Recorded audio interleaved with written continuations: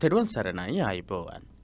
ධර්මාචාර්ය විභාග පන්තිය 10 වෙනි දවස සාර්ථක විදිහට අපි අද සිදු කරන්නට සූදානම් වෙන්නේ. දින 9ක් පුරාවටම අපි ධර්මාචාර්ය විභාගයට අදාළ පොත් 5ට සම්බන්ධ පාඩම් ගොඩක් සාකච්ඡා කළා ප්‍රශ්න පත්‍ර අනුසාරයෙන්. ප්‍රශ්න පත්‍රවල ප්‍රශ්න යොමු වෙලා තියෙන ආකාරයත් අවධානයට යොමු කරමින් අපි ඒ සාකච්ඡාව සිදු කළේ. අද දවසේදී බෞද්ධ සමාජ දර්ශනය කියන පොතට අදාළව දෙවැනි පාඩම ඇසුරින් තමයි සාකච්ඡාව සිදු කරන්නට බලාපොරොත්තු වෙන්නේ. පළවෙනි දවසේදී අපි කතා කළා සමාජ දර්ශනයේ පළවෙනි පාඩම. මොකක්ද මේ සමාජ දර්ශනය කියන්නේ කියන කාරණය ඉතාමත් පැහැදිලිව අපි සාකච්ඡා කරලා තියෙනවා. සමාජ දර්ශනයේ විෂයට අදාළ පන්තිය පැවැත්වෙන්නේ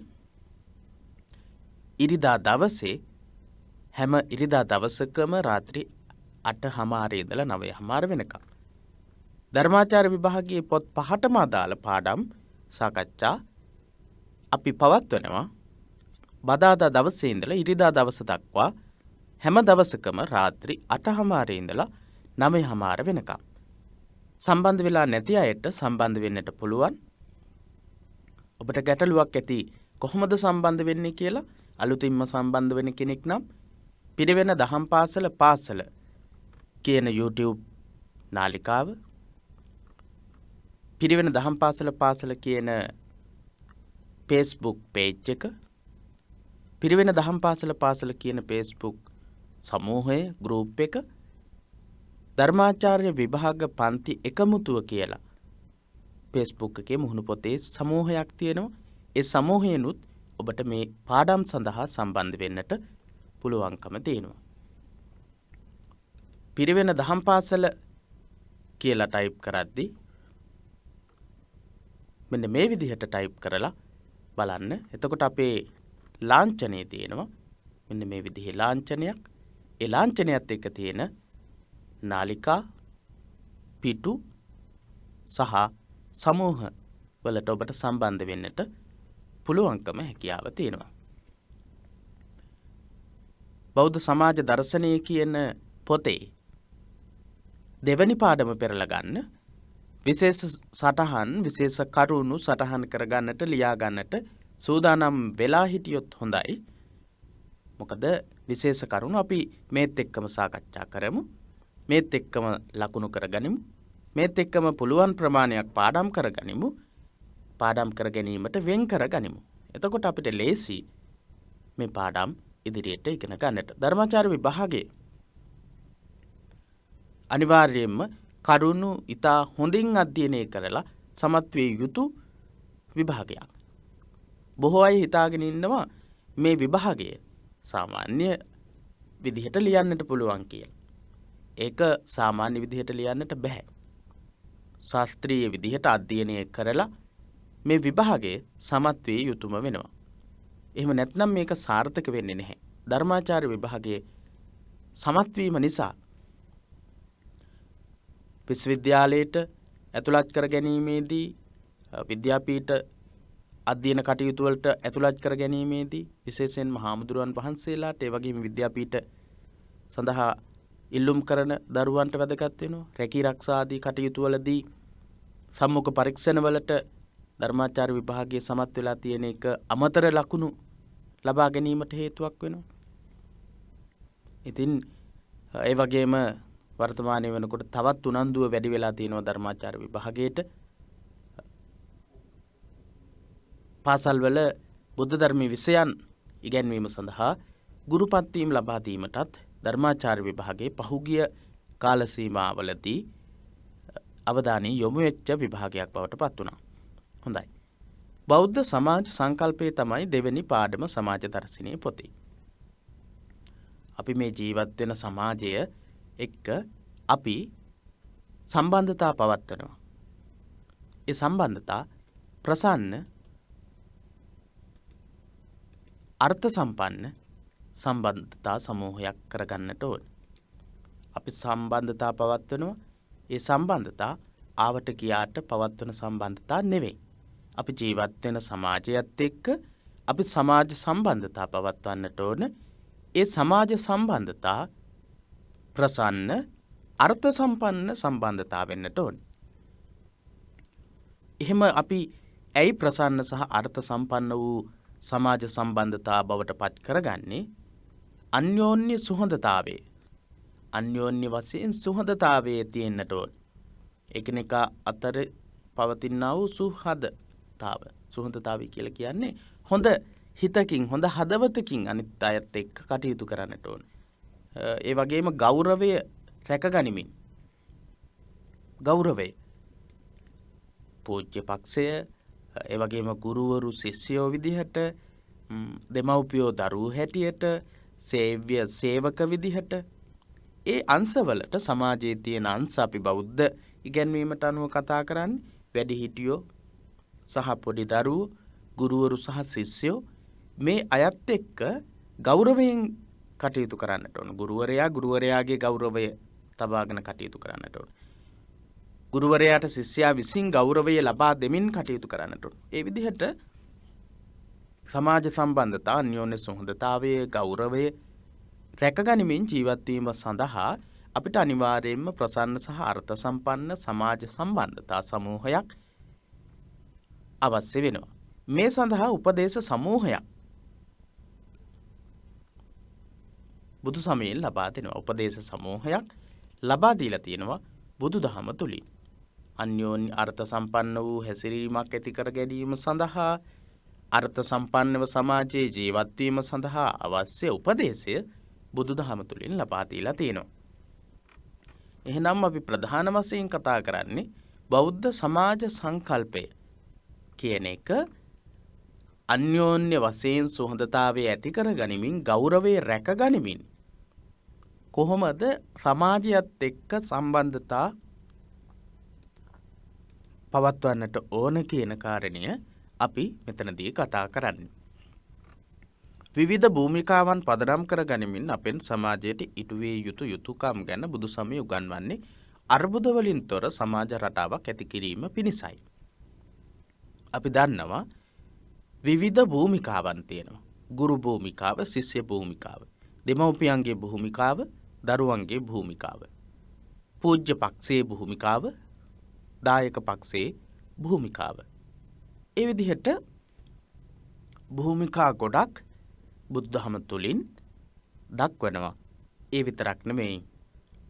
ඒ භූමිකාවන් පදනම් කරගෙන සමාජයට ඉටු වෙන්නට ඕන යුතුයකම්, සමාජයට ඉටු විය යුතු යුතුයකම් බුදුදහමෙන් අවධානය කරලා දෙනවා. බුදු සමයේ උගන්වන්නේ අර්බුද වලින් තොර සමාජ රටාවක් ඇති කිරීම පිණිසයි. අපි ඔය කතා කරපු භූමිකාවන් වලට එක එක යුතුයකම් බුදුරජාණන් වහන්සේ විසින් දේශනා කළා තියෙන්නේ මොකක් සඳහාද? අර්බුද වලින් තොර සමාජ රටාවක් ඇති කරන්නට. මේ අපි සඳහන් කරන භූමිකාවලට අයිති යුතුයකම් ඉටු වෙන්නේ නැති වෙනකොට සමාජය තුල අර්බුද ඇති වෙනවා. ඒ අර්බුද නැති කර ගැනීම සඳහා තමයි බුදු සමය ඒ භූමිකාවට ගැලපෙන්නා වූ ඒ භූමිකාවට සුදුසු යුතුයකම් රාශියක් පනවලා තියෙන්නේ. එතනදී විශේෂයෙන්ම අපිට වැදගත් වෙනවා සිංහාලෝවාද සූත්‍රය. සිංහාලෝවාද සූත්‍රයේදී උගන්වන්නේ මේ භූමිකාව ගැන පමණක් නෙවෙයි, භූමිකා 6 ගැන විතරක් නෙවෙයි. මේකේ කොටස් 4ක් තියෙනවා. සතර කර්මක්ලේශ, ධන විනාශ මුඛ, ඊට අමතරව සදිසා නමස්කාරය, මේ විදිහේ කොටස් කිහිපයක් තියෙනවා. ඒ කොටස් වලින් සිංහාලෝවාද සූත්‍රය තුල සදිසා නමස්කාරය කියන ඉගැන්වීම. සදිසා නමස්කාරය සමාජ සම්බන්ධතා තුල, සමාජ භූමිකා තුල යහපත් හැසිරීමක් ඇති කරගෙන කොහොමද පුද්ගලයා විසින් සමාජයේ යහපත් සම්බන්ධතාවයක් ගොඩනගා ගන්නට කටයුතු කරන්නට ඕන. ඒ භූමිකාව විසින් ඉටු කළ යුතු යුතුයකම් මොනවද කියලා උගන්වන ප්‍රධානතම ඉගැන්වීමක් තමයි සිංහලවාද සූත්‍රය. සමාජ දර්ශනයේ පොතේ පාඩමක් විදිහට අපි සාකච්ඡා කරනවා. බෞද්ධ විනය මාර්ගයේ පොතේදී මේක පාලි කොටස් සම්බන්ධ කරගෙන පාලි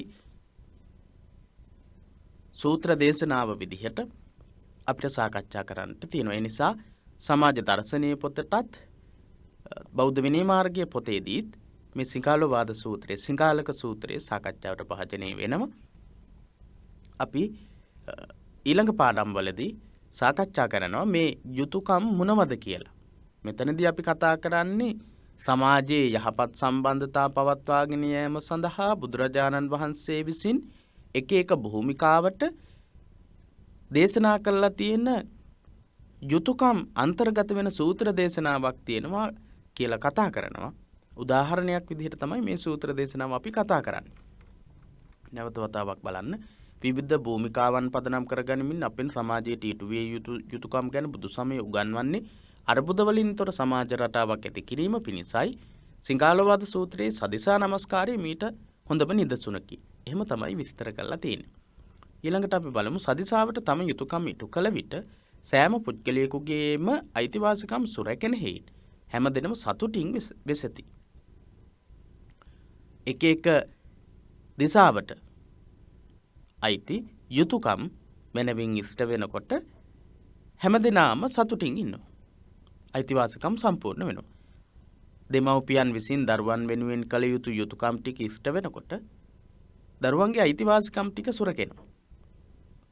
ගුරුවරු නිවැරදි විදිහට දරුවන්ට අධ්‍යාපනය ලබා දෙනකොට දරුවන්ගේ ශිෂ්‍යයන්ගේ අයිතිවාසිකම් සම්පූර්ණ වෙනවා. එහෙම වෙනකොට සමාජය සතුටින් වාසය කරනවා. එහෙම නැත්නම් සමාජයේ ගැටලුවකට පත් වෙනවා. සේව්‍ය සේවක යුතුයකම් ගත්තොත් සේවකයා විසින් තමන්ගේ ස්වාමියාට නිවැරදි විදිහට යුතුයකම් ඉෂ්ට කළේ නැත්නම් මෙතනදී ගැටලුවක්. ස්වාමියා සේවකයන්ට නිවැරදි විදිහට යුතුයකම් ඉෂ්ට කළේ නැත්නම් මෙතන ගැටලුවක්. ඒ වගේ ගැටලු නිර්මාණය වෙනවා. එහෙම ගැටලු ඇති නොවි ජීවත් වීම සඳහා මේ භූමිකාවලට වෙන් කරලා තියෙන සදිසාවේ දැක්වෙන යුතුයකම් වැදගත් වෙනවා. එම යුතුයකම් තුළ ගුණධර්ම පමණක් නොව ආර්ථික දේශපාලන සහ වෘත්තීය අයිතිවාසිකම්ද අන්තර්ගත වී ඇත. ආර්ථික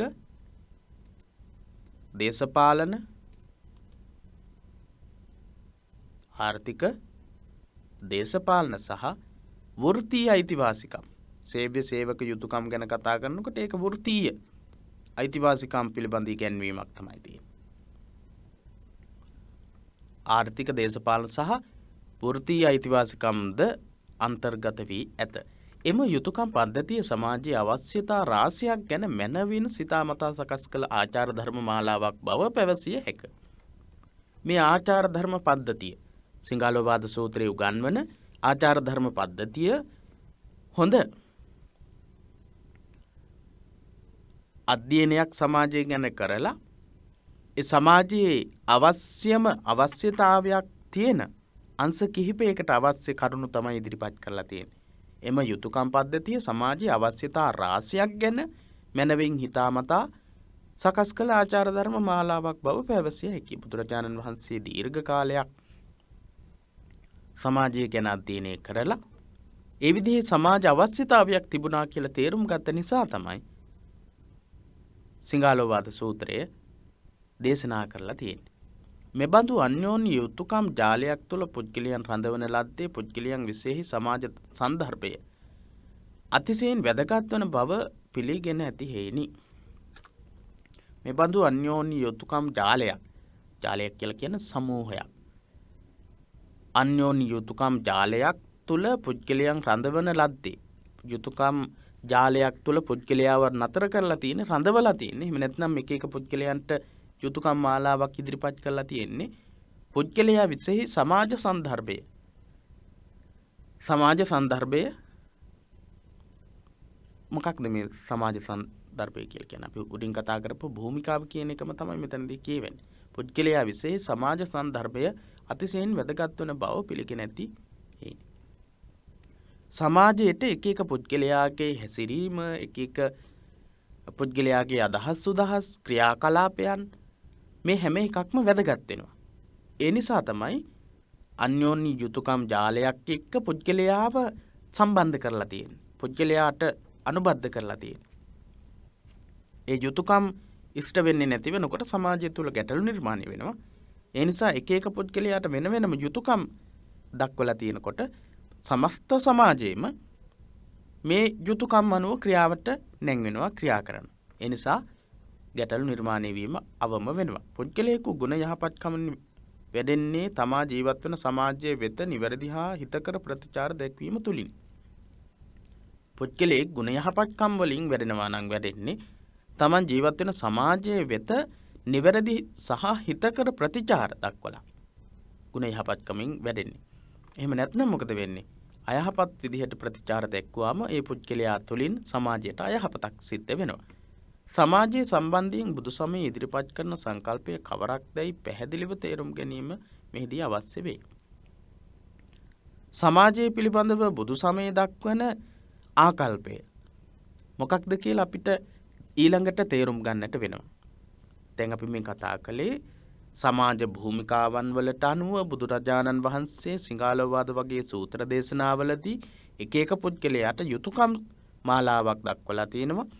ඒ යුතුයකම් අන්‍යෝන්‍ය වශයෙන් සමාජය තුළ සිද්ධ වීමත් එක්ක අයිතිවාසිකම් සම්පූර්ණ වෙනවා.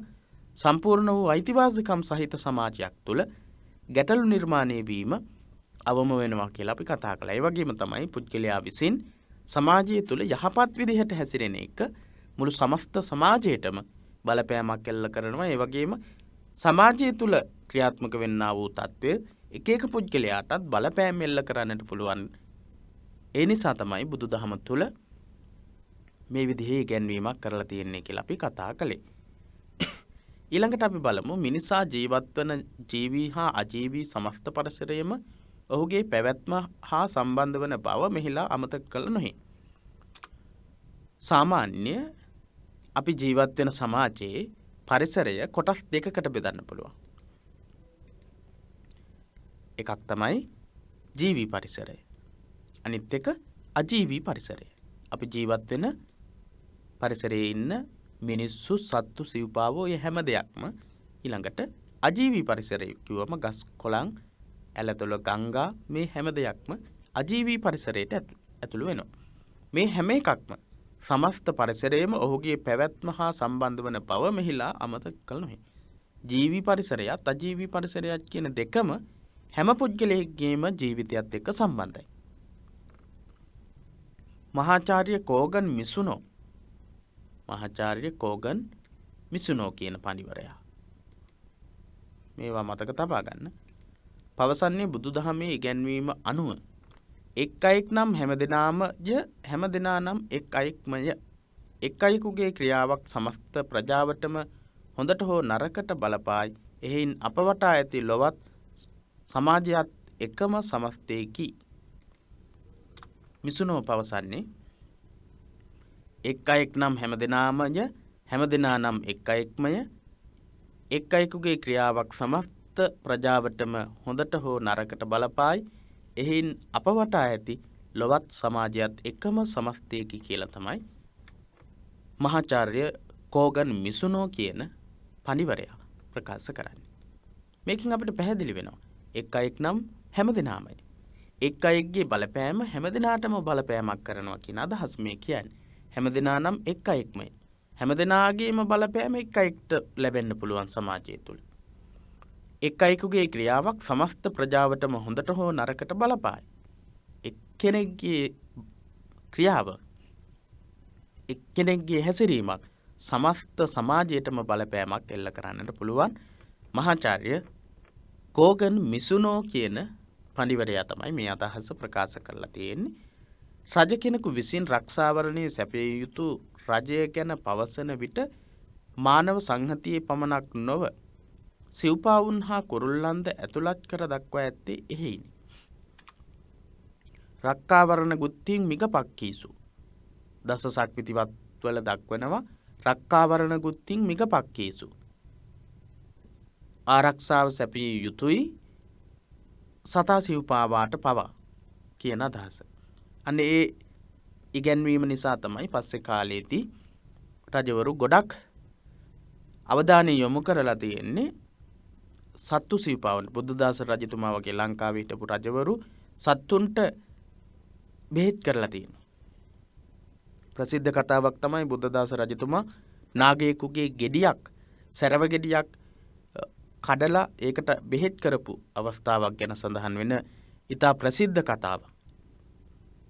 අශෝක රජතුමා, බුද්ධදාස රජතුමා, දුටුගැමුණු රජතුමා, දේවානම්පියතිස්ස රජතුමා මේ රජවරු ඔක්කොම පස්සේ කාලෙදී මේ පරමාදර්ශය අරගෙන සත්තු සිව්පාවෝ පවා ආරක්ෂා කරන්නට කටයුතු කරලා තියෙනවා. අපි ඉදිරි පාඩම්වලදී සාකච්ඡා කරනවා පරමාදර්ශී චක්‍රවර්ති රාජ්‍ය ආදර්ශය අරගෙන කොහොමද රජවරු කටයුතු කරලා තියෙන්නේ කියලා. එතනදී අපි කතා කරනවා මේ මිගපක්කීසු සතා සිව්පාවාට පවා රැකවරණයේ රජවරු විසින් කොහොමද සලසලා තියෙන්නේ කියලා.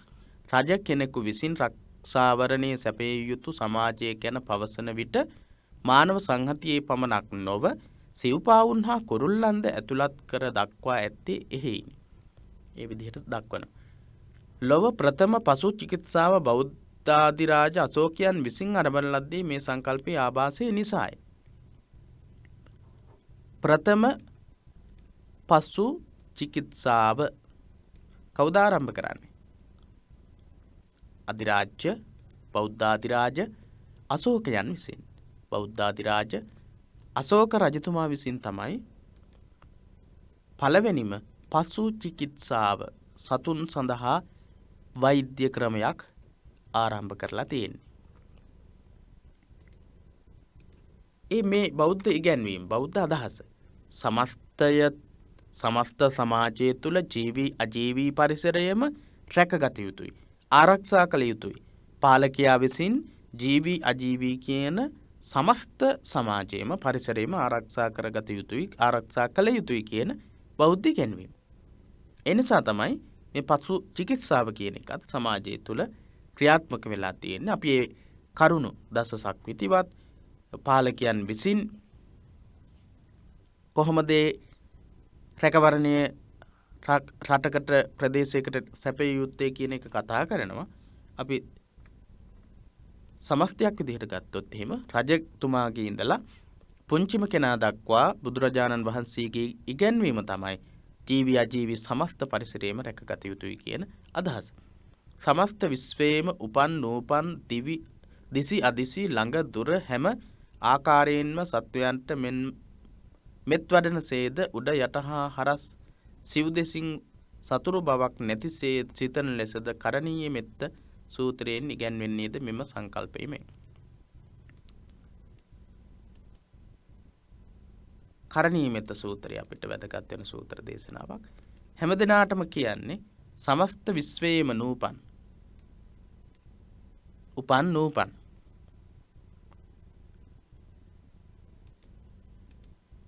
කරණීය මෙත්ත සූත්‍රයේ බොහෝ දෙනෙක්ට මතකයි. ඒ නිසා අපි බලමු. දිට්ඨාවා යේව අද්දිට්ඨා යේච දූරේ වසන්ති අවිදූරේ. දිට්ඨාවා දෙක්ක හෝ යේ දිට්ඨාවා යේච අද්දිට්ඨා නොදකපු දිට්ඨාවා යේව අද්දිට්ඨා ඊළඟට දුර හෝ ළඟ හෝ කියන අදහස. යේච දූරේ වසන්ති අවිදූරේ ඔය විදිහට දක්වනවා. උද්දං අදෝච තිරියංච උද්දං අදෝච තිරියංච කියලා වචන කිහිපයක් සඳහන් වෙනවා කරණීය මෙත්ත සූත්‍රයේ. උද්දං කියලා කියන්නේ උඩ දිශාවේ, අදෝච යට දිශාවේ, ඊළඟට තිරියංච හරස් අතට. හරස් අතට ඉන්න හරහට යන සත්වයෝ මේ සිව් දිසාවෙන් උඩ යට හැම දිසාවකම ඉන්න උඩ යට හරස් හා ওই විදිහට හැම දිශාවකම ඉන්නා වූ සත්වයින්ට මෛත්‍රී කළ යුතුයි කියලායි දක්වන්නේ.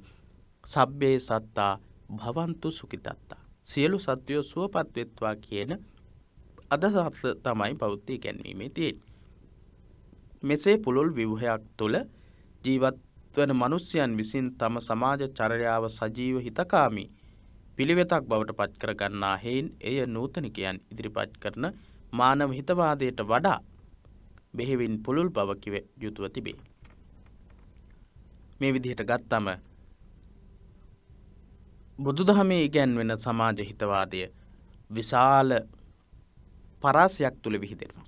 කරණීයමෙත්ත සූත්‍රයේ උගන්වන විදිහට කිසිම කෙනෙක් කිසිම සත්වයක් අතහැරෙන්නේ නැහැ මේ විදිහට මෛත්‍රී කරනකොට. ඒක තමයි බුදුදහමේ ඉගැන්වීම. සබ්බේ සත්තා භවන්තු සුඛිතත්තා. මේ ඉගැන්වීම මානව හිතවාදී නූතනික ඉගැන්වීම් වලට වඩා එහා ගියපු මෛත්‍රී සහගත සිතුවිල්ලෙන් කාරුණික සිතුවිල්ලෙන් ජීවි අජීවි පරිසරය ආරක්ෂා කිරීම සඳහා විශේෂයෙන්ම ජීවි පරිසරය රැක ගැනීම සඳහා ඉදිරිපත් කරලා තියෙන ඉගැන්වීම. මානව හිතවාදීන් තම ආචාර ධර්ම ගොඩනගන්නේ මිනිසා කෙරේ අසීමිත වැදගත්කමක් පිරිනමමින්. මානව හිතවාදීන් මිනිස්සුන් පිළිබඳව හිතවාදී වූ ආකල්ප ගොඩනගන්නට ක්‍රියා කරන අය වැඩි අවධානයක් යොමු කරන්නේ මිනිස්යාට. අසීමිත වැදගත්කමක් වටිනාකමක් දීලා තියෙන මිනිස්යන්ට. හැබැයි බුදුදහම මිනිස්යාට පමණක් නෙමෙයි සියලු සත්වයන්ට තමයි වටිනාකම දීලා තියෙන්නේ. අනිකුත් ජීවීන්ගේ අයිතිවාසිකම් පිළිබඳ අඩුවෙන් තක්සේරු කිරීමක් මෙහිදී සිදුවේ. මානව හිතවාදීන් අතින් මොකද වෙන්නේ? අනිත් සත්වයින් කෙරෙහි අඩු අයිතිවාසිකම් තමයි තක්සේරු කරණයක් තමයි සිද්ධ වෙන්නේ. බුදු සමයේ සියලු සත්වයන්ටම ජීවිතයේ ප්‍රිය බවත් සබ්බේ සංජීවිතං ප්‍රියං. බුදු සමයේ සියලු සත්වයන්ටම ජීවිතයේ ප්‍රිය බවත් හැම සත්වයන්ම මරණයට බිය බව. සබ්බේ සංජීවිතං ප්‍රියං කියන ඉගැන්වීම සබ්බේ භායන්ති මච්චුනෝ සියලු සත්වයෝ මරණයට බියයි කියන එක. දඬුවමට බයයි කියන එකට අකමැති කියන එක. සබ්බේ තසන්ති දණ්ඩස්ස. බුදු සමයේ සියලු සත්වයන්ටම ජීවිතයේ ප්‍රිය බව. සබ්බේ සංජීවිතං ප්‍රියං කියන ඉගැන්වීම සබ්බේ භායන්ති මච්චුනෝ කියන්නේ සියලු දෙනාම මරණයට බියයි කියන එක. සබ්බේ තසන්ති දණ්ඩස්ස සියලු දෙනාම දඬුවමට බියයි කියන. සියලු සත්වයෝ දඬුවමට බියයි කියන ඉගැන්වීම දඬුවමට අකමැති බව. ඒ විදිහේ ඉගැන්වීම බුදුදහම තුළ ආචාර ධර්ම විදිහට ඉදිරිපත් කරලා තියෙනවා. මේන් අදහස් කරන්නේ මිනිස් සමාජය සම්බන්ධ කරගත් විශේෂ ඉගැන්වීම් සමූහයක් බෞද්ධ සදාචාර සම්පන්න සංකල්ප මගින් ඉදිරිපත් නොකරන බවක් නොවේ. මොකක්ද මේ කියන්නේ? මේන් අදහස් කරන්නේ මිනිස් සමාජය සම්බන්ධ කරගත් විශේෂ ඉගැන්වීම් සමුදායක් බෞද්ධ සදාචාර සම්පන්න සංකල්ප මගින් ඉදිරිපත් කරන්නේ නැහැ කියන එක නෙවෙයි. මිනිස් සමාජය සම්බන්ධ කරගෙන වෙනමම සදාචාර සම්පන්න ඉගැන්වීම් රාශියක් බුදුදහමේ උගන්වනවා. සමස්තයක් විදිහට ගත්තම සියලු සත්වයෝම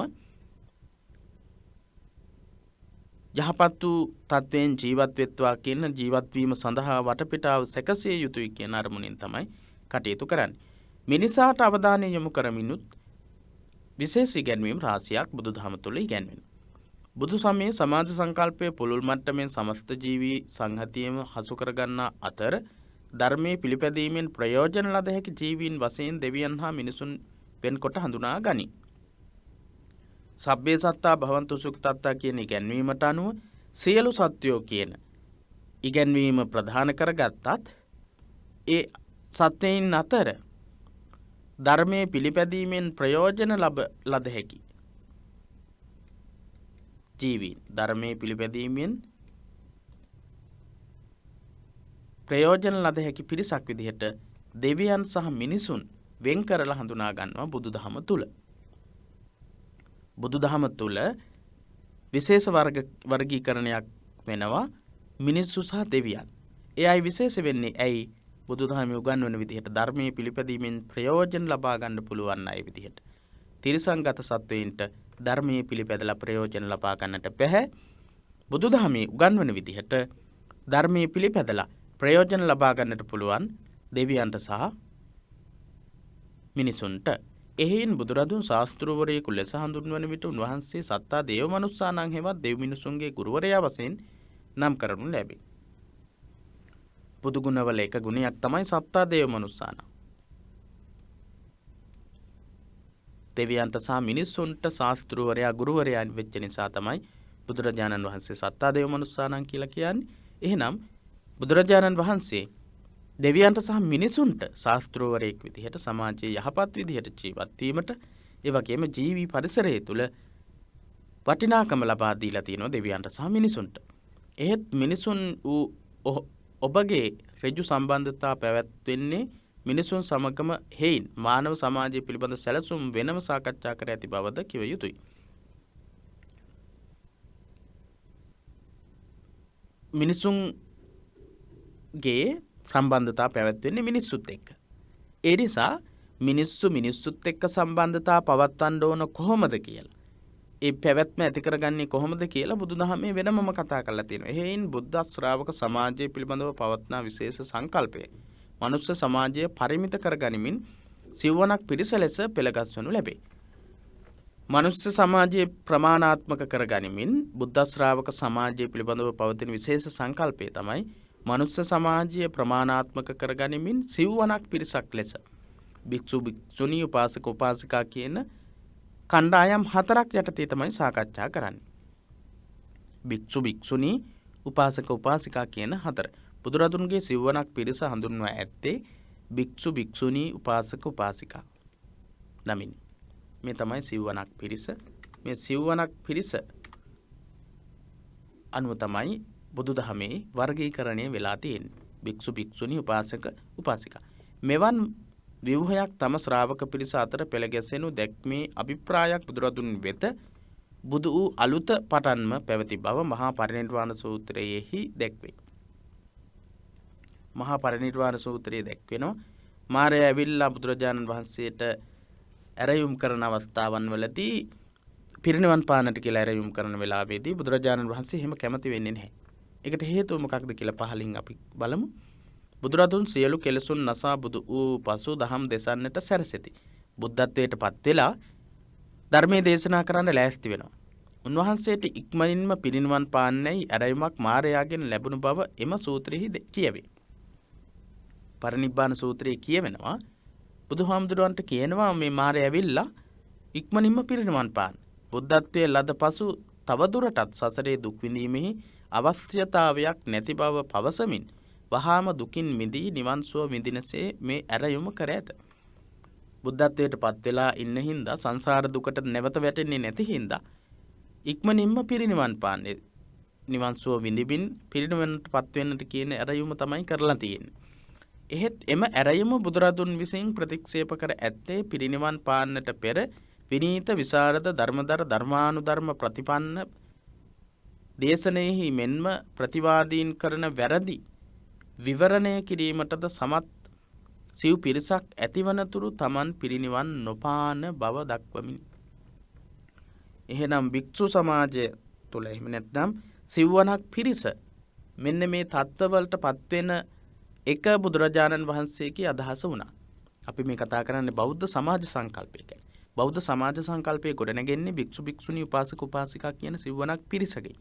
එහෙනම් ඒ සිව්වනක් පිරිස මෙන්න මේ தത്വයට පත් වෙනවා දකින්න බුදුරජාණන් වහන්සේ කැමති වෙලා තියෙන බව පරිනිබ්බාන සූත්‍රයේ මහා පරිනිබ්බාන සූත්‍රයේ ඉගැන්වෙනවා. කොයි වගේද? විනීත විසරද ධර්මදර ධර්මානුධර්ම ප්‍රතිපන්න පිරිසක් බවට පත් වෙනවා දකින්න දේශනෙහි මෙන්ම ප්‍රතිවාදීන් කරන වැරදි විවරණය කිරීමට හැකි පිරිසක් බවට පත් වෙනකන් පිරිනිවන් පාන්නේ නැහැ කියලා දක්වලා තියෙනවා. අපි මේ කාරණේම කතා කරලා තියෙනවා බෞද්ධ විනය මාර්ගයේ පොතේදීත් මේ කාරණාව අපි කතා කරලා තියෙනවා. විනීත විසරද ධර්මදර ධර්මානුධර්ම ප්‍රතිපන්න පිරිසක් බවට පත් වෙනකන් බුදුරජාණන් වහන්සේ පිරිනිවන් පාන්නේ නැහැ කියලා දක්වනවා. එහෙනම් බෞද්ධ සමාජ සංකල්පයේ මෙන්න මේ විදිහට කොට නැගෙන්න ඕන. විනීත විසරද ධර්මදර ධර්මානුධර්ම ප්‍රතිපන්න දේශනෙහි වගේම ප්‍රතිවාදීන් කරන වැරදි විවරණය කිරීමට හැකි වෙන පිරිසක් බවට පත් විය යුතුයි කියන අදහස. සමත් සිව් පිරිසක් ඇතිවන තුරු තමන් පිරිනිවන් නොපාන බව දක්වමින් තමයි බුදුරජාණන් වහන්සේ මාරයාට කියන්නේ මම දැම්ම පිරිනිවන් පාන්නේ නැහැ කියලා.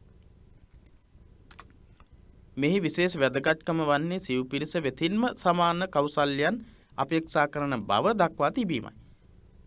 සිව්වනක් පිරිස තුළින්ම මේ වගේ සමාන කෞසල්‍යයන් කුසලතාවයන් බුදුරජාණන් වහන්සේ අපේක්ෂා කරලා තියෙන එක වැදගත් වෙනවා.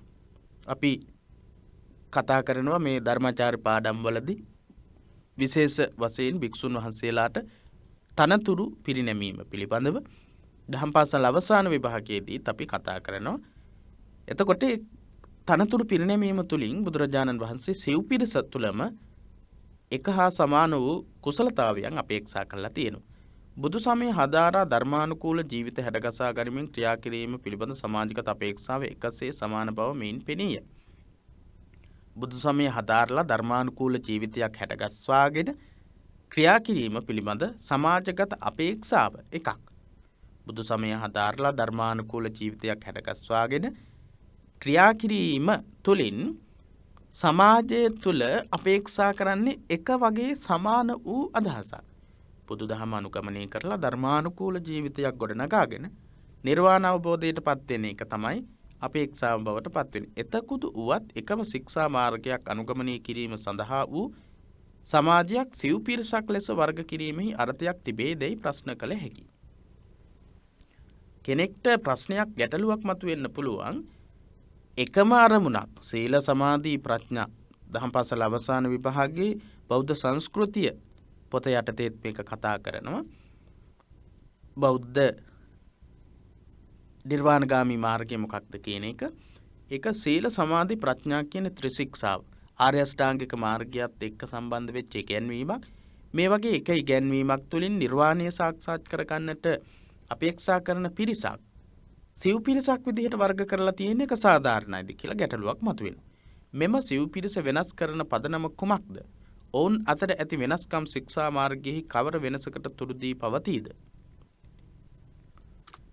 භික්ෂු භික්ෂුණීන් අතරද උපාසක හා උපාසිකාවන් අතරද පවතින්නේ ස්ත්‍රී පුරුෂ වෙනස්කම බව මෙහිලා කෙනෙකුට නිතැතින්ම පෙනී යනු ඇත. මේ වගේ ගැටලු කිහිපයක්. මෙම සිව් පිරිස වෙනස් කරන පදනම මොකක්ද කියලා ප්‍රශ්නයක් ඇති වෙන්න පුළුවන්. සිව් පිරිසක් එකම අරමුණක් නම් තියෙන්නේ මේ අය කොහොමද වෙනස් වෙන්නේ? සිව් පිරිසක් විදිහට පරිකි වෙන්නේ. ඔවුන් අතර ඇති වෙනස්කම් ශික්ෂා මාර්ගයේ කවර වෙනසකට තුරුදී පවතීද? ශික්ෂා මාර්ගයේ බුදුදහමේ ඉගැන්වෙන සීල සමාධි ප්‍රඥා කියන මේ මාර්ගයේ කොයි වගේ වෙනස්කමක්ද පෙන්눔 කරන්නේ මේ සිව් පිරිසක් වර්ගීකරණය කරලා තියෙන එකේ. එහෙම නැත්නම් භික්ෂු භික්ෂුණී අතර සහ උපාසක උපාසිකාවන් අතර පවතින්නේ ස්ත්‍රී පුරුෂ වෙනස්කමද? ස්ත්‍රී පුරුෂ වෙනස්කමද කියලා එහෙම ගැටලුවක් කාට හරි මතුවෙන්නට පුළුවන්කම තියෙනවා. එහෙම ගැටලු මතුවෙච්ච අවස්ථාවක් ගැනත් මේ පාඩමේ තීම උගන්වනවා. ඊට වඩා ගැඹුරු වෙනසක් භික්ෂු භික්ෂුණී දෙපක්ෂය හා උපාසක උපාසිකා දෙපක්ෂය අතර පවතී. එනම් ගිහි පැවිදි වෙනසයි. ඔය අපි කියපු මුලින් අපි කියපු ප්‍රශ්නවලට වඩා වෙනසක් තියෙනවා. ඒ තමයි ගිහි පැවිදි වෙනස. දහම් පාසල් අවසාන විභාගයේ දහම් පාසල් අවසාන පොතේ බෞද්ධ සංස්කෘතිය පොතේ ගිහි පැවිදි වෙනස ගැන දීර්ඝ විස්තරයක් කරලා තියෙනවා.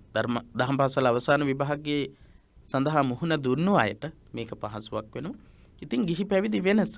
ගිහි පැවිදි දෙපක්ෂයට එකම ශික්ෂා මාර්ගය අනුගමනය කළ නොහැකි බව මජ්ක්‍ධිම නිකායේ දන්තභූත සූත්‍රයේදී ජයසේන නම් රාජකුමාරියෙකු විසින් අචිරවත නම් සාමණේර හිමියනට ප්‍රකාශ කළ බව ද ඒ බව දැනගත් බුදුරදුන් එම කීම සැබෑ බව වදාළ බවත මෙහිදී සැලකිල්ලට ගත හැකිය.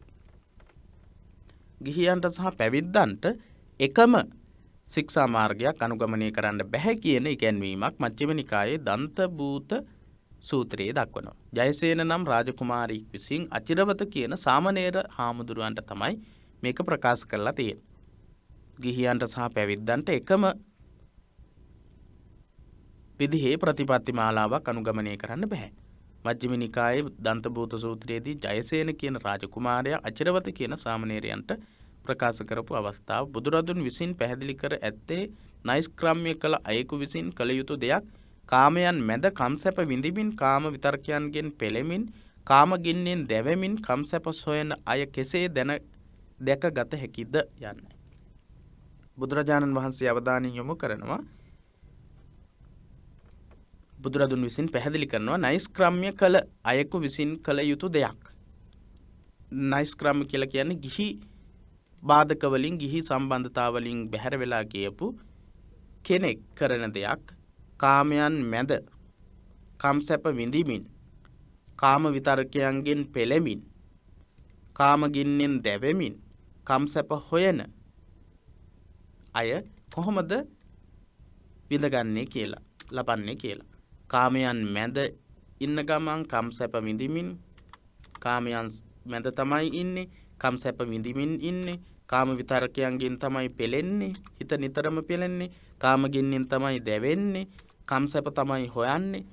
මේවා කාමයන්ම පසුපස ගමන් කරන පිරිසක් කොහොමද නෛෂ්ක්‍රම්‍ය කරපු පිරිසක් කරන දෙයක් කරන්නේ කියලා බුදුරජාණන් වහන්සේ ප්‍රශ්න කරනවා. ඒ දෙපක්ෂයේ වෙනස හීලෑ ඇතුන් අසුන් හා ගවයන්ගෙන් වල් ඇතුන් අසුන් හා ගවයන් වෙනස් වන ආකාරයට සමාන කර ඇත. හීලෑ ඇත්තු අස්සයෝ සහ ගවයෝ ඉන්නවා. ඊට පස්සේ වල් ඇත්තු අස්සයෝ සහ ගවයෝ ඉන්නවා. හීලෑ ඇත්තු අස්සයෝ සහ ගවයෝ සහ වල් ඇත්තු අස්සයෝ සහ ගවයෝ කියන මේ හැම එකකටම උපමා කරලා තියෙනවා.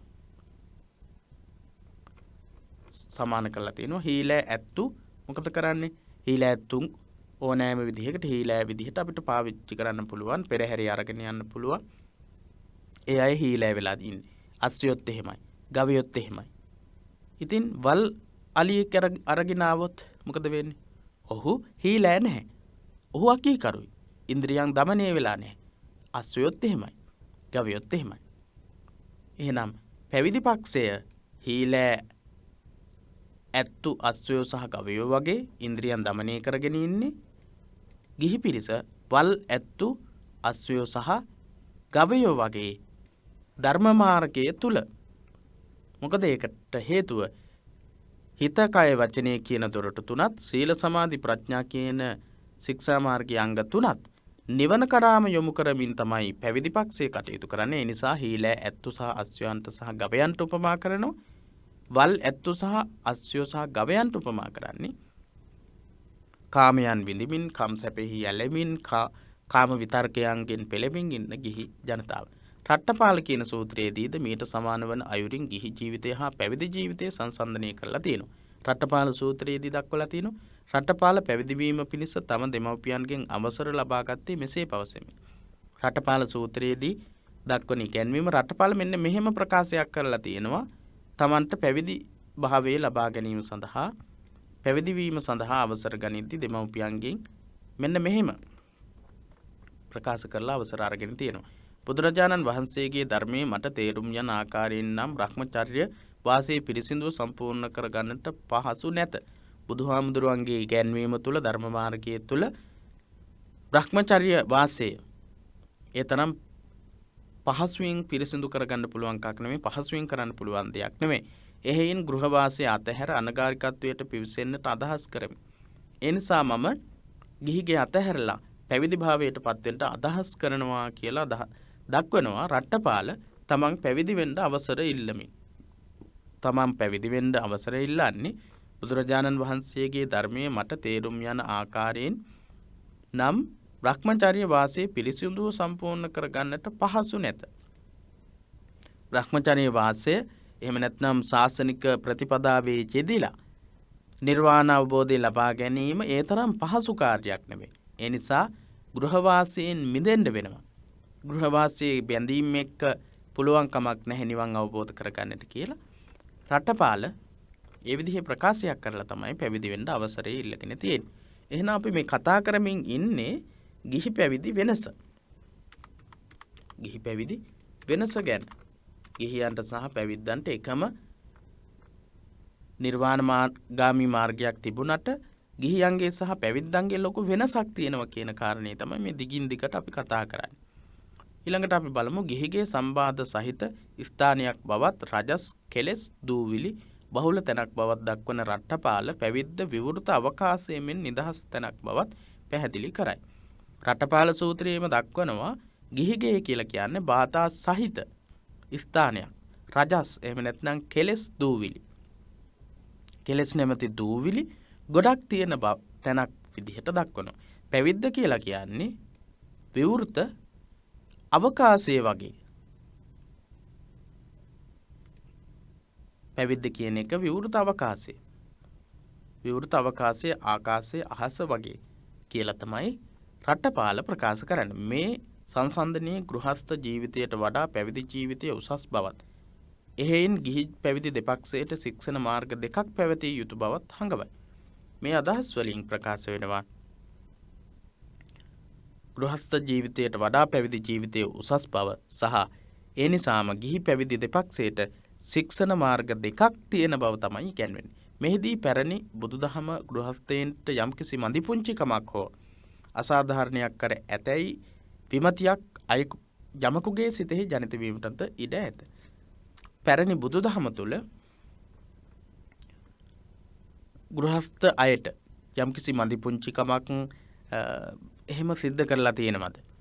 ගිහි පැවිදි වෙනසක් දැක්වීම තුළින් ගිහියන්ට පැවිද්දන් විසින් අනුගමනය කරන ප්‍රතිපදාවන් අනුගමනය කරන්නට බැහැ කියන මේ ඉගැන්වීමත් එක්ක එහෙම මදිපුංචිකමක් සිද්ධ වෙලා තියෙනවද කියලා විමතියක් ප්‍රශ්නයක් ඇති වෙන්න පුළුවන්. ඒ බඳු විමතියක් බුද්ධ කාලයේම නාලන්දාවේ ප්‍රභූවරයෙකුගේ සිත්හි ජනිත වූ බව සංයුක්ත නිකායේ දැක්වේ. සංයුක්ත නිකායේ දක්වලා තියෙනවා ඒ වගේ ගැටලුවක් විමතියක් ඇති වෙලා තියෙනවා නාලන්දාවේ ප්‍රභූවරයෙකුගේ හිතේ. ඒ ගැන දක්වලා තියෙනවා ජනතාවට ධර්ම දේශනා කරන විට ගිහි පැවිදි වශයෙන් ભેදයක් නොකොට එකම ධර්මයේ දේශනා කළ යුතු බව හෙතම පැවසී. නාලන්දාවේ ප්‍රභූවරයා ප්‍රකාශ කරනවා ජනතාවට ධර්ම දේශනා කරනකොට ගිහි පැවිදි වශයෙන් ભેදයක් කරන්නේ නැතිව ධර්මයේ දේශනා කරන්නට ඕන කියලා. එසේ නොකරන්නේ නම් තමන් සත්ව වර්ගයාටම එකම මෙත්සිත දක්වනවා යයි බුදුරදුන් පවසන්නේ කෙසේදයි ප්‍රශ්න කළේ. මේ නාලන්දාවේ ප්‍රභූවරයා නගන ප්‍රශ්නේ තමයි එහෙම ගිහි පැවිදි වෙනසක් කරන්නේ නැතිව ධර්මයේ දේශනා කරන්නේ නැත්නම් බුදුහාමුදුරුවෝ කොහොමද සබ්බේ සත්තා භවන්තු සුඛිතත්තා කියලා කියන්නේ? බුදුරජාණන් වහන්සේ කොහොමද සියලු සත්වයෝ සුවපත් වේවා එහෙම නැත්නම් සියලු සත්වයන්ට එකම මෛත්‍රී සිත පහළ කරනවා ප්‍රකට කරනවා කියලා කියන්නේ කොහොමද කියලා ප්‍රශ්න කරනවා. බුදුරදුන් ඔහුගේ මේ වැරදි වැටහීම දුරු කළේ Taman එසේ දහම් දෙසන්නේ පක්ෂග්‍රාහී කමක් නිසා නොව එක් ශ්‍රාවකයාගේ ආසය අනුසය හෙවත් චිත්තක්ලේශ රුචි අරුචිකම් බුද්ධිමත් භවෙහි අඩුවැඩිකම් ආදී පරීක්ෂා කිරීමෙන් බව දේශනා කිරීමෙනි. බුදුරජාණන් වහන්සේ මේ නාලන්දාවේ ප්‍රභූවරයාගේ ගැටලුව විමතිය දුරු කරනවා. කොහොමද? එක් ශ්‍රාවකයාගේ ආසය අනුසය විවිධයි. එහෙම නැත්නම් පක්ෂග්‍රාහී කමක් නිසා නෙවෙයි එහෙම ධර්මයේ දේශනා කරන්නේ. ආසය අනුසය. ආසය අනුසය කියලා කියන්නේ කෙලෙස් අඩු වැඩි බව. ආසය අනුසය කෙලෙස් අඩු සහ කෙලෙස් වැඩි බව. ඒ වගේම චිත්තක්ලේශ රුචි අරුචිකම් බුද්ධිමත් භාවයේ ස්වභාවය එක එක්කෙනාගේ බුද්ධිමත් භාවයේ විවිධයි. හිතේ කෙලෙස් ක්‍රියාත්මක වෙන විදිහත් විවිධයි. රුචි අරුචිකම් මිනිස්සුන්ගේ වෙනස්. ඒ රුචි අරුචිකම් බුද්ධිමත්කම් ඒ හැම එකක්ම සලකගෙන තමයි බුදුරජාණන් වහන්සේ මේ විදිහට ධර්මයේ දේශනා කරන්නේ කියලා දේශනා කරනවා. එමෙන්ම එක් තැනැත්තාගේ අරමුණු හා පරමාර්ථ විවිධ වන බවද කුඹුරු වැඩ මීට නිදර්ශනයක්සේ ගත් උන්වහන්සේ. එක එක පුද්ගලයාගේ පරමාර්ථ විවිධයි. එකම පරමාර්ථයක් එකම අරමුණක් එකම අදහසක් නෙමෙයි හැම කෙනාටම තියෙන්නේ. මේක උදාහරණයකින් දේශනා කරනවා. සමහර කුඹුරු ඊතා සස්ත්‍රීක වන අතර සමහර කුඹුරු මේ අයත් කුඹුරු වැඩවලට සම්බන්ධ වෙලා ඇති. ඒ නිසා මේ උපමාව ඊටමත් ඉක්මනින් අවබෝධ වෙවි. සමහර කුඹුරු ඊතා සස්ත්‍රීකයි. සමහර ඒවා ඊතරම් සස්ත්‍රීක නැහැ.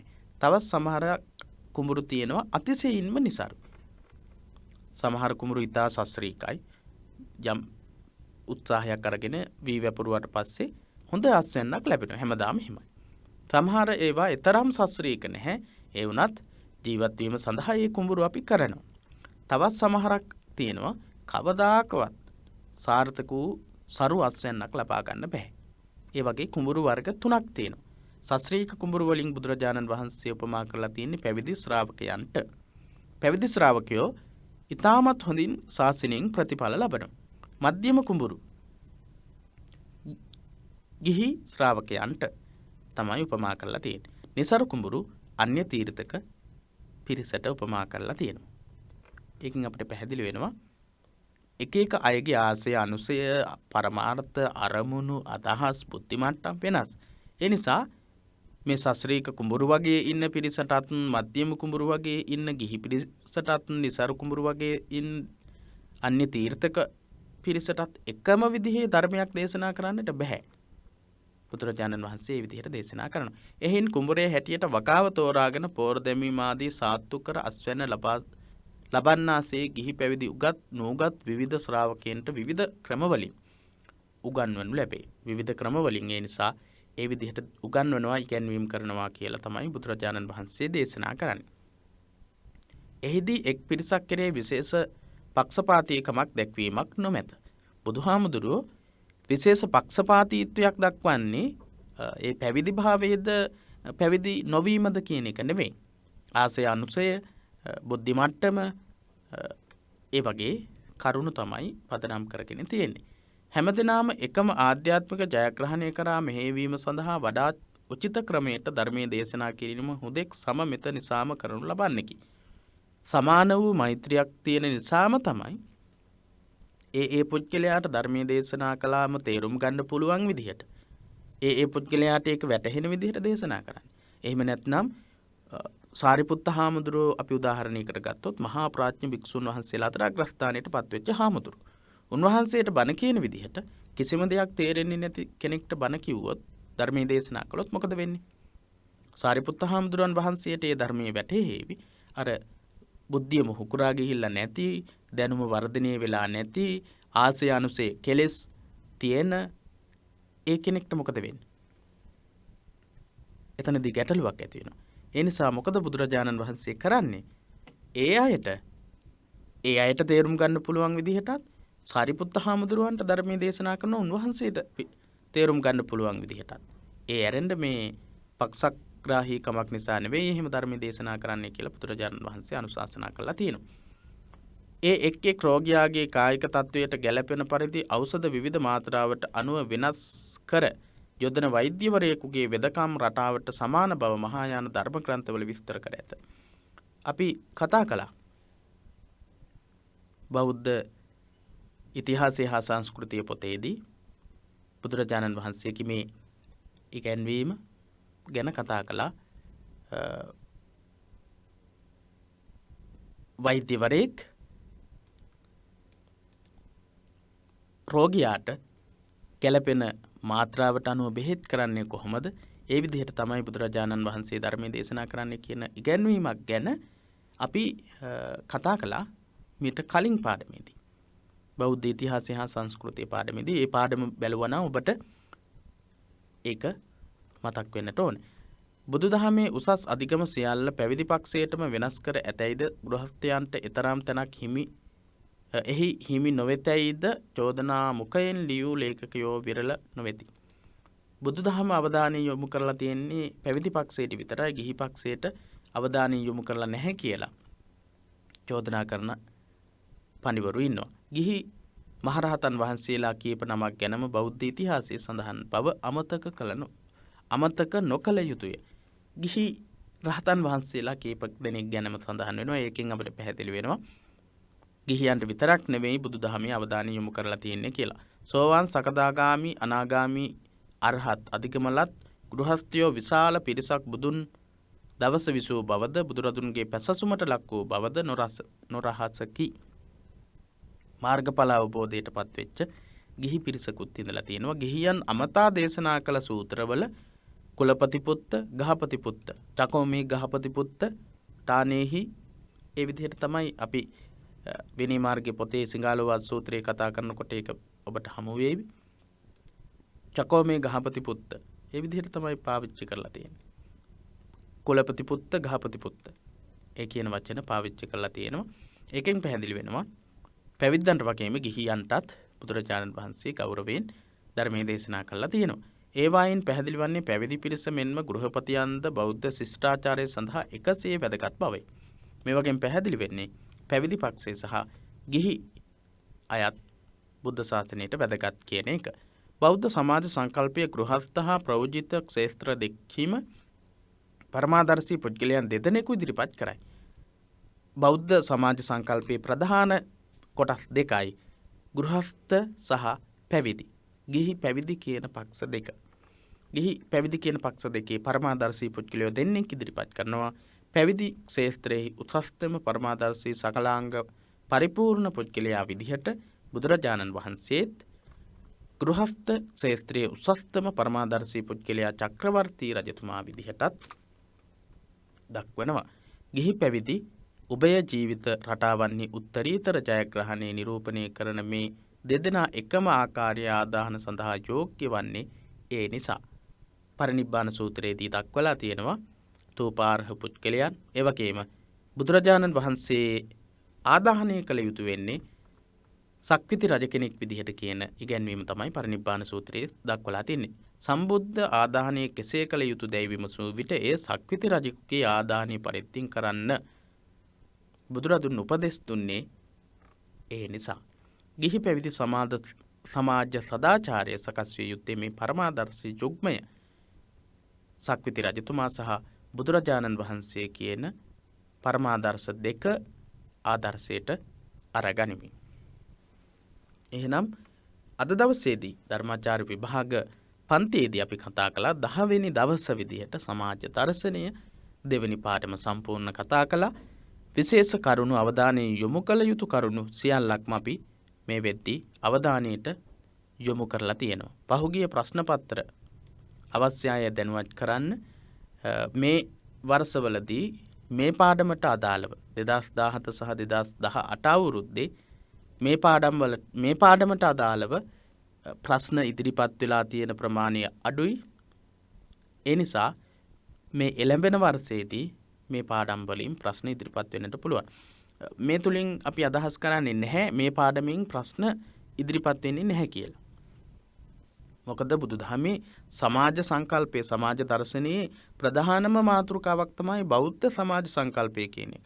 බෞද්ධයාගේ බෞද්ධ ඉගැන්වීමට අනුව සමාජ සංකල්පය ගැන මොනවද ඉගෙන ගන්නට තියෙන්නේ කියන එකට අවධානය යොමු කරන්නට අපිට මේ කරුණු ගොඩක් වැදගත් වෙනවා.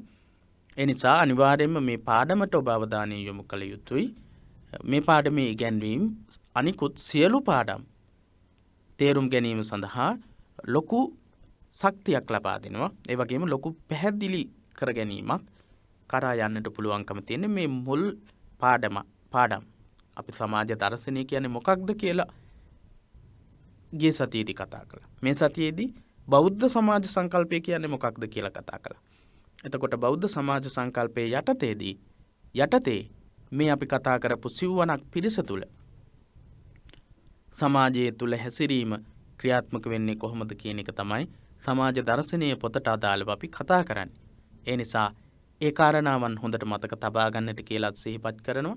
ඒ වගේම පිරිවෙන දහම් පාසල අපේ YouTube නාලිකාව, Facebook සමූහය, පිටුව, ධර්මාචාර්ය විභාග පන්ති එකමුතුව කියන සමූහය මේ හැම එකක් එක්කම සම්බන්ධ වෙමින් ධර්මාචාර්ය විභාගයේ ඉතා ඉහළින් පහසුවෙන් සමත් වීම සඳහා කල්පනා කරන්නට කියලා ඔබට සිහිපත් කරන ගමන් තවත් ඔබේ දහම් පාසල් වල දුවා දරුවන්ට යාළු හිත මිත්‍රාදීන්ටත් මේ පාඩම් සාකච්ඡාව පිළිබඳව දැනුවත් කරන්නට කියලා සිහිපත් කරමින් අපි අද දවසේදී සාකච්ඡාව නිමා කරනවා. ඔබට තෙරුවන් සරණ ප්‍රාර්ථනා කරමින්